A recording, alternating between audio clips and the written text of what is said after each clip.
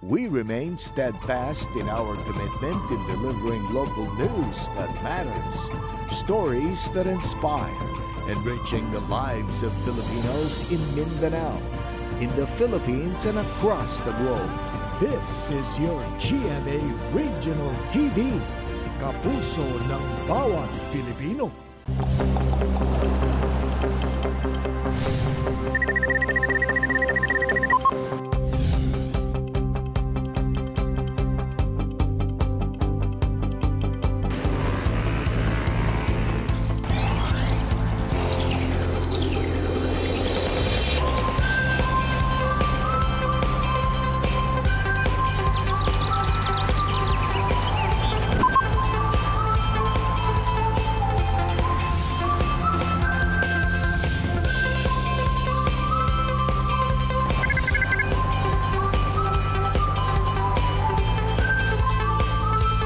Kini ang At Home with GMA Regional TV. Maayong Miyerkules Santo mga kapuso, ato sa kamusahon na mga kapuso sa Island Garden City of Samal ug Panabo City sa Davao del Norte Province. Sa may buntag. Mayong buntag sab Jill ug mayong buntag sab sa mga kapuso sa Plaridel ug Lopez Haina sa Misamis Occidental Province. Mga kapuso, karong buntaga atong makauban ang Arsobispo sa Archdiocese of Cagayan de Oro nga si Archbishop Jose Cabantan ug atong sayron ang mga kabaguhan sa pagpahigayon sa mga aktibidad subay sa Semana Santa dinhi sa Cagayan de Oro City ug ang mensahe nga buot ipaabot sa simbahan ngadto sa katawhan. Samtang say ato sab kakuhaan og inspirasyon ang istorya sa usa ka Davaoenyo artist nga nagamugna og religious images. Ang giilang Michelangelo of Mindanao, si Brando Cedeño. Ug makauban sab ni Resi si kapusong Yasser Marta. Ug sa atong Kumbira Express mga kapuso, karong buntaga, tampok nato ang lamiang pangmerienda. Tama ka na Jill, special pork empanada na patok sa Carmen, Davao del Norte ang atong dungang panukaran ug tun-an kauban si Adonis Wate. Maing buntag mga kapuso, karon among itudlo sa inyo ha ang special pork empanada nga bida dire sa Carmen. Sumao ni atong mga ingredients na atay harina, vegetable oil or lard, brown sugar, salt, margarine, and egg. Filling na to sa empanada na atay egg, pork, o cheese. Karon andam na to mga ingredients. So karon itudlo na ko sa inyo ha ang step by step sa pagbuhat sa empanada. So first, water. Sunod na to ibutang ang brown sugar. Next ang egg. I-mix na nato siya. Hantod nga mag-melt na tong sugar. Ang next na to ibutang ay ang harina. So, ay siya, okay na siya. Ang isagol na po nato ang lard. So, human na to na butang ang lard. Sunod na to ang margarine. Para mas ma-mix na to siya, gamitan na to siya og kamot. And importante, nag-hand wash jud ta. Kailangan natin mo siya paspason para dili mo pilit ang mga dough sa imong kamot. So kani siya, okay na ni siya. Kailangan gyapon na to siya rest 3 to 5 minutes. Para i-rest siya, kailangan nimo siya og cling wrap or any cloth nga itabon nimo sa imong mixing bowl. So after 5 minutes, mo na ni ato ang guwapa kayo nga dough. So mo na ni siya. So karon, start na nato siya, i-flatten na to siya. Sa pag-flat siya, kailangan nato siya og harina na sad para di siya magdikit sa budburan lang nimo siya. Sa likod, budburan po nimo. So start na nato siya flat.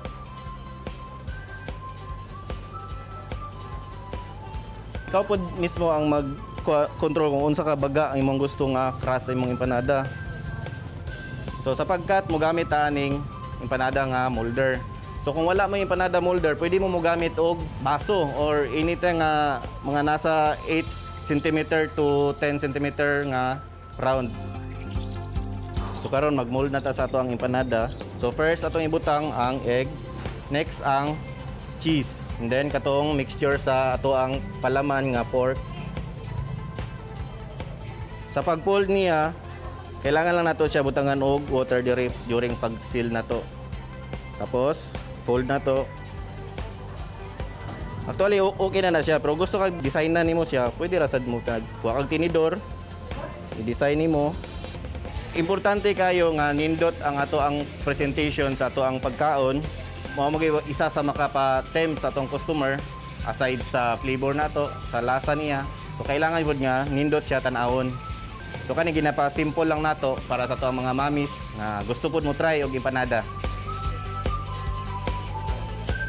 So make sure nga init jud inyong mantika para dili mag-absorb og oil ang ito ang dough pag magprito na ta.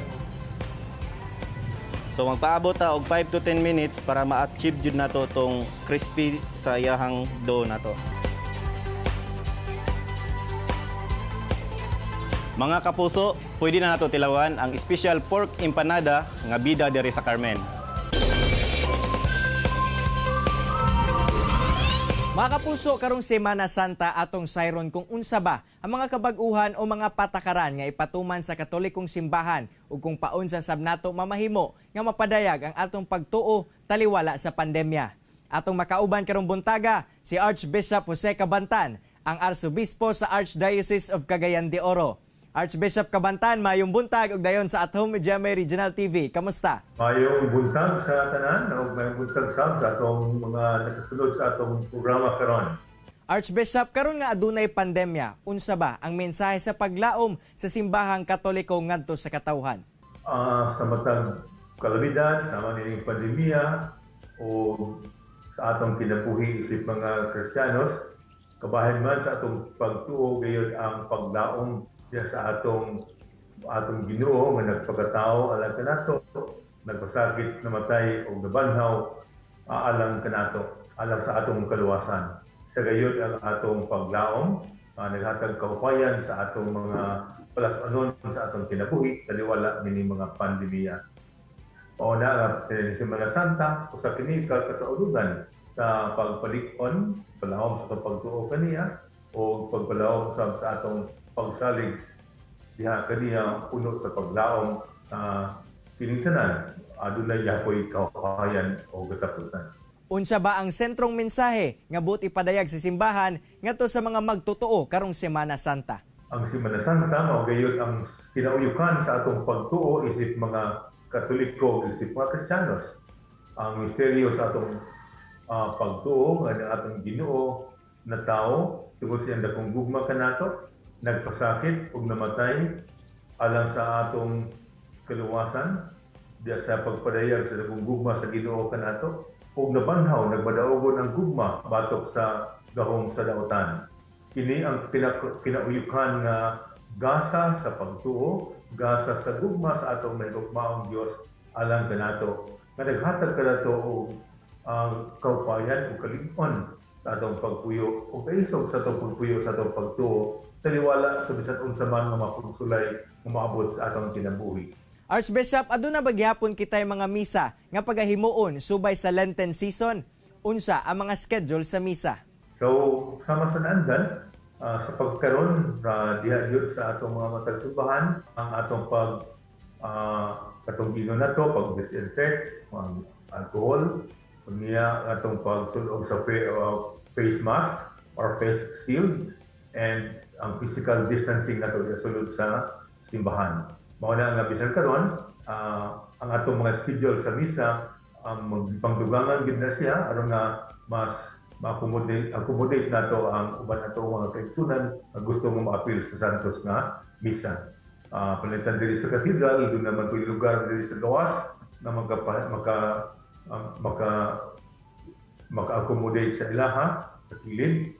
So, kunya maka-maintain sila sa physical distancing o magsulod gyapon sa face mask sa tanan mga health protocols at gyapon sundon. Sige, so sa atong gigon, padayon na po na atong mga pagsunod yun sa mga health protocols samtang padayon sa atong pagsaulog sa Santos na misa, ang atong mga kaigsunan makahuluganon nga makasaulog sa gabi na nining balaan or Semana Santa. Archbishop ugaling dili makatambong sa mga misa ang mga deboto. Asa pod bagihapon sila mamahimo nga makadungog sa mensahe sa simbahan. So padayon pamanbyot ang atong online masses pod, no?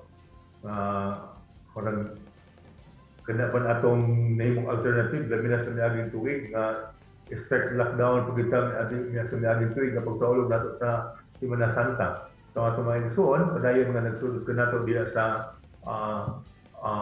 mga Facebook Live ug uban pa nga gamit sa social media o ang pagpangalawat ang spiritual communion. So kini ang atong mga pamagi ng mga pamilya padayon gyapon makasaulog sa kabalaan sa Semana Santa bisan naa sila sa panimalay. Lastly, Archbishop, unsa ba ang mahimong angay nga ipatigbabaw sa mga Cagayanon karong panahona labi pa nga padayon gyapon ang pandemya? Ang atong makasaulugan sa Santos nga misa, kasulugan sa balaan nga Semana Santa, kanunay man na magdala og hagit nato ang mapuy-an nato nila sa atong kinabuhi. Ang pandemya, daghan pod nga mga leksyon nga atong matun-an pinaagi niini. Dili man lang ni usa ka marang kalisdanan nga atong nahiaguman, apan doon po yung mga lessons nga atong leksyon nga atong makatunan pinaagi niini. Dagan diyang salamat sa imong oras ug higayon nga gihatag sa At Home GMA Regional TV, Archbishop Jose Cabantan ug amping kanunay. Dagang salamat po sa pagpahigayon na ining maong tulumanon o malipayong pagsaulog sa atong balaang Semana Santa o sa Semana Santa o labi na sa atong pagsaulog niya sa kabanhawan sa atong Ginoong Kristo. Relax lang mo mga kapuso, mubalik pa ang At Home with GMA Regional TV. Kini ang At Home with GMA Regional TV.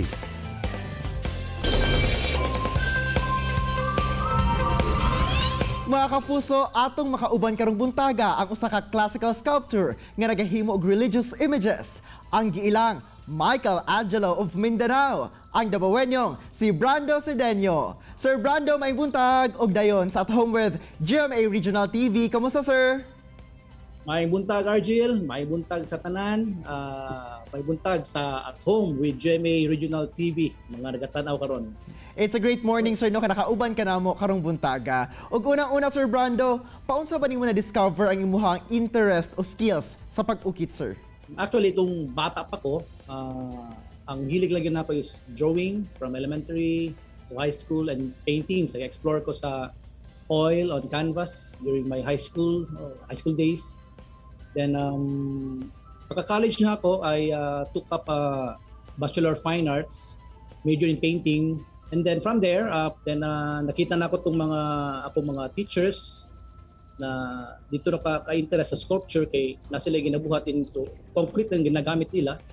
But dito ko nagka-interest sa sculpture kay parang challenging kayo kay it's just wala ka drawing in a three-dimensional form. Pero sa pagsugod nimo sa una, sir, sa ba imuhang mga usually mga sculpture nga pangbuhat?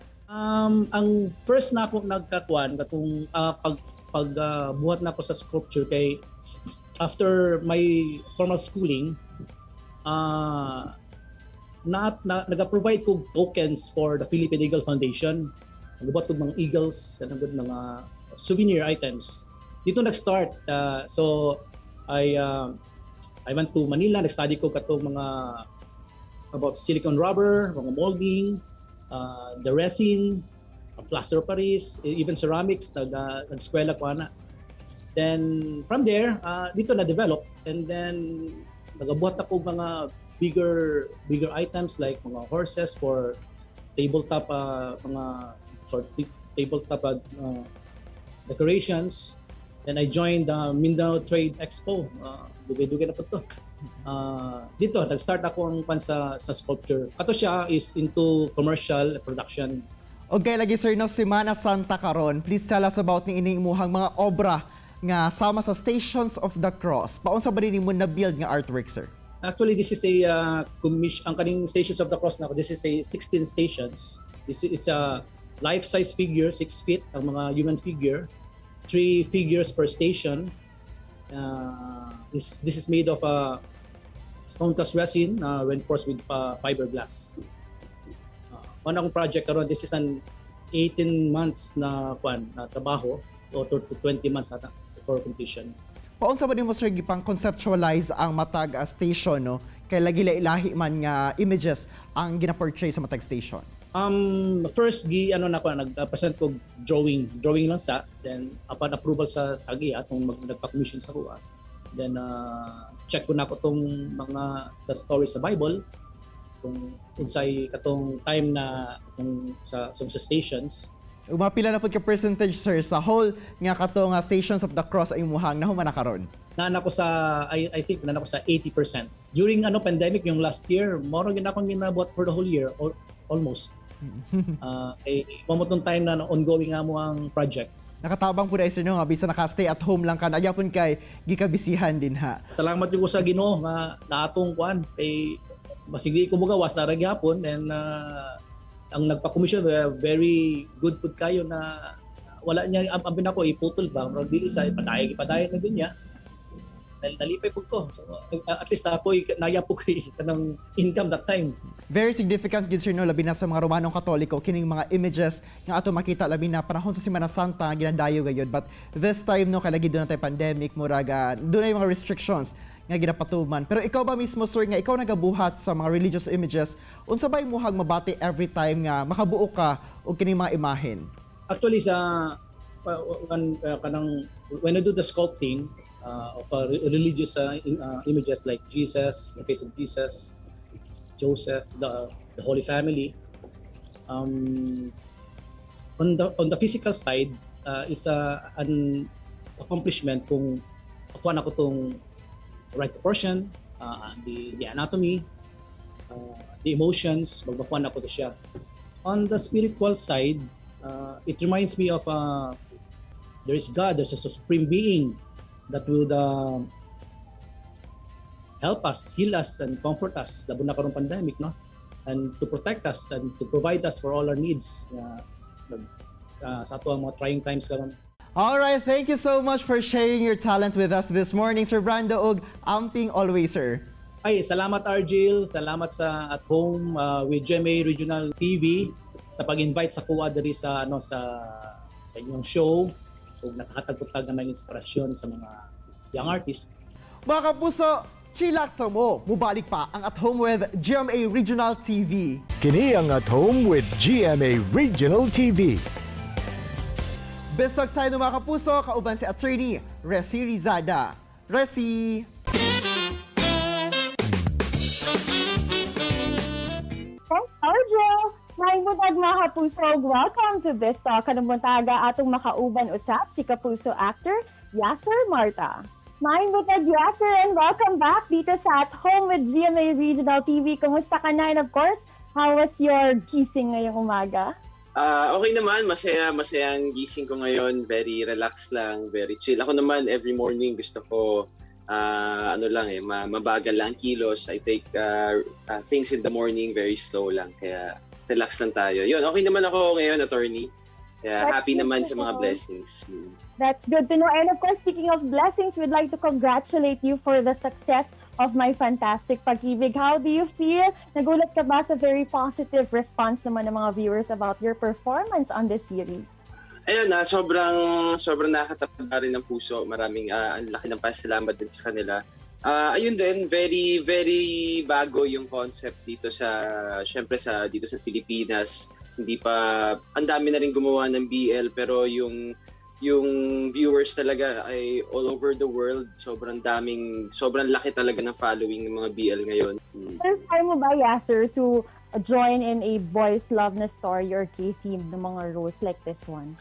Ayun nga yung iniisip doon ng ibang tao na hindi kasi parang wala pa silang idea. Nung nagsimula talaga ako sa GMA, yung mga roles ko talaga nung nagsimula ako puro bakla eh. So nakapag-play na rin ako ng transgender, nakapag-play na rin ako ng closet gay. So hindi na rin ganun ka bago sa akin, hindi na rin ako nailang sa project na to. Pero siguro yung bagong challenge lang din yung may pagka-fantasy dun sa project, kasi dito sa My Fantastic Pag-ibig, hindi yun lang yung first time kong nagawa, hindi pa ako masyadong sanay sa mga fantasy. Kaya, ayun, pero sa boy love, sa LGBT community o sa project na to, ako wala namang problema and open naman ako sa ganun. Alam mo ba, Yasser, Direk Adolf even commented na sobrang ganda ng chemistry niyo ni Alex dito sa My Fantastic Pag-ibig. How is it working with Alex here, and how are you able to build that trust and that relationship with him para sobrang ganda ng series ng My Fantastic Pag-ibig? Ayun first with Direk Adolf kasi I've worked with him na rin sa mga past shows ko sa Wish Ko Lang. Ayun, doon kami nagkakilala. So si Direk Adolf parang barkada lang yan eh. Yan yung director na napaka-chill, napakasaya kasama. And finally, para sa lahat ng mga fans and supporters mo dito sa Mindanao, ano ang mensahe mo sa kanila, Yasser? Yan, maraming salamat. Siyempre sa mga kapuso natin dyan, at sa mga families ko rin dyan, sa mga taga Davao, at sana makabisita ako dyan sa inyo. Siyempre, stay safe pa rin, stay at home, at kung walang importanteng gagawin, mas magandang sa bahay na lang muna tayo kasama mga loved ones natin kasi at the end of the day, sila rin naman talaga yung makakatulong sa atin pag may nangyari. So i-take natin tong moment na to para syempre mas mapalapit pa sa ating mga mahal sa buhay. Thank you very much, Yasser, for joining us this morning. Again, congratulations and we wish you more continued success. Yeah, thank you po, attorney. Maraming salamat. Sa isip nagahimo og mga religious images, si Brando Sidenio dako ang iyang kalipay nga makamugna og obra nga alang sa hugot nga pagsalig og debosyon sa mga debotong Katoliko. Samtang Jill, mensahe ni Archbishop Jose Cabantan karong Semana Santa nga taliwala pa man sa pandemya. Aduna kitay paglaom sa Ginoo og kini usa ka kasaulugan sa pagpalig-on sa atong pagtuo. Sayang mga kapuso, successful gayud ang gibidahan ni kapusong Yasser Marta nga My Fantastic Pag-ibig. Busa ato pa siyang subaybayan sa iyang mga upcoming projects dinhilang sa kapusong istasyon. Mga kapuso, ang na-inspire og nakakaton kamo sa gishare sa itong mga bisita karong buntaga. Sama na lang sa panultihon ni Gif Gogomona nga time spent in the presence of God is fulfilling. Mga kapuso, makita pagbalik ang atong episode pinagi sa pagbisita sa www.gmaregionaltv.com ug mag-subscribe sa official YouTube channel sa GMA Regional TV. See you sa Black Saturday mga kapuso sa At Home with GMA Regional TV Lenten Special. Alas 8 gihapon kada sa buntag sa GTV. Mga kapuso, always remember that God is good all the time. Ayaw sab kalimot sa pag-smile. Amping! Stay home, stay safe, and stay healthy mga kapuso. Ako, si Cyril Chavez. Kinisab si Argil Relator. Buong puso para sa kapuso.